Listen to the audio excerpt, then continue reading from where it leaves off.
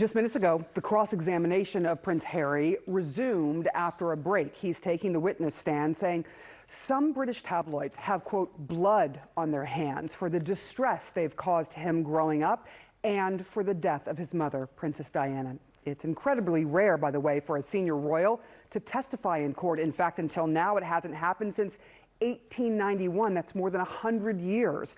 Harry alleges Mirror Group newspapers hacked his phone and used other illicit means to get information about his life for stories. CNN's Max Foster is following the trial for us. He joins us now from London. What are you hearing from today's testimony? What stood out?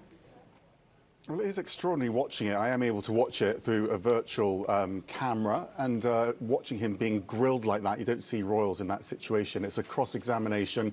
His broad argument is that as he was growing up from the age of 12, his phone was being hacked, people around him's phone were being hacked, and the information from that hacking was used in tabloid stories. Taken together, they caused a huge amount of distress for him growing up, and his circle of friends shrunk because he couldn't trust anyone anymore. That's his broad argument. What the barrister for the Mirror Group newspapers is doing is trying to undermine each and every article that Prince Harry points to. So he'll say, for example, do you remember reading this article? Harry will say, I don't remember reading the article. And then the barrister says, you know, how could it have caused stress then and distress for you? Also pointing out that a lot of the information in these articles was already in the public and had been confirmed by the palace. So a tough grilling for Harry on the detail. He's not always across all of the detail, but he's making a much broader point here. His mission, Sarah, is to reform the British tabloid media. I want to ask you about a situation here in the States. Prince Harry is involved in a lawsuit here over his visa. What can you tell us about that? So this is a think tank. The Heritage Foundation has gone to a federal court, wants access to Harry's visa application. The reason for that is they want to see whether or not he declared his drug use that he admitted to in his book Spare. If he did, why did he get a waiver? If he didn't, does that mean the visa still holds? So that'll be interesting. I don't think we'll get the result today, but the media does have access to the hearing, so we'll get some information about how that goes. Max Foster, always a pleasure speaking to you. Thank you so much for that. Landmark and historic. Prince Harry's showdown with the UK tabloid press reaching a new level today. The senior British royal heading into court earlier and then taking the witness stand in his lawsuit against Mirror Group newspapers, which is a major UK newspaper publisher.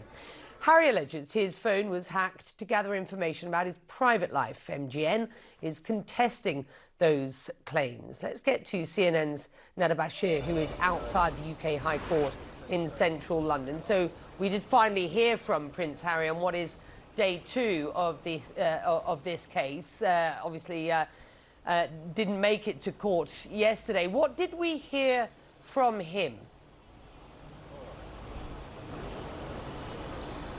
Well, Becky, Prince Harry has gone into the details of his witness statement outlining the impact the media's intrusion, the British tabloids under MGN, has had on his life and growing up. He is now currently undergoing cross-examination. Andrew Green, the barrister representing Mirror Group newspapers, taking some pretty fierce questions to the court over the impact that the Mirror Group newspapers' publications has had on Prince Harry. A lot of questions as to how Prince Harry could have been distressed by some of these articles if they were written and published at a time where he was very young, perhaps not reading these articles. Questions as to why Prince Harry has taken issue with some of these articles when in fact similar statements have been released by the palace itself. They're currently going through a number of articles that Prince Harry has submitted as part of his claim. A total of 147 articles published between the early 1990s and 2011 were submitted as part of that claim. 33 of them are being considered and heard by the court at the moment. They're just reaching article number 13. Now, of course, as you mentioned there, Prince Harry and his legal team allege that the Mirror Group newspapers use unlawful practices, unlawful means in order to obtain private information. That includes phone hacking, intercepting voicemails, and even using private investigators to glean information about Prince Harry's activities and that of those around him. And he's spoken about the impact this has had, talking about how it made his friendship group grow small smaller and smaller as a result of paranoia. He said he suffered from bouts of depression and that this eventually led to the breakdown of some of his relationships, including that of his relationship between himself and his former long-term girlfriend, Chelsea Davy. And of course, MJN has contested these claims. They say that they were not aware of any wrongdoing by their journalists at the time, but they also contest that there is simply no evidence that Prince Harry himself was hacked. And in fact, that has been a repeated question now by Andrew Green, the barrister representing MJN in court over the last few hours. Questions as to how Prince Harry and his legal team have come to the assertion that hacking was in fact used, or other unlawful measures were in fact used in order to glean information featured in some of these articles. He has referenced quotes by spokespeople from the palace, including St James's Palace, in just the last couple of hours. One example used a story published around Prince Harry suffering from glandular fever. Prince Harry himself telling the court that he believed the timing of this article was suspicious. He believes that the quotes used in this article could only have been known through gathering information through illegal means. MJN's lawyer, however, pulling out a quote from St James's Palace confirming such that this was true. So, of course, some real questions there. That hearing is set to continue. Prince Harry will continue to face questions today and potentially even into tomorrow. Becky? Nada, thank you.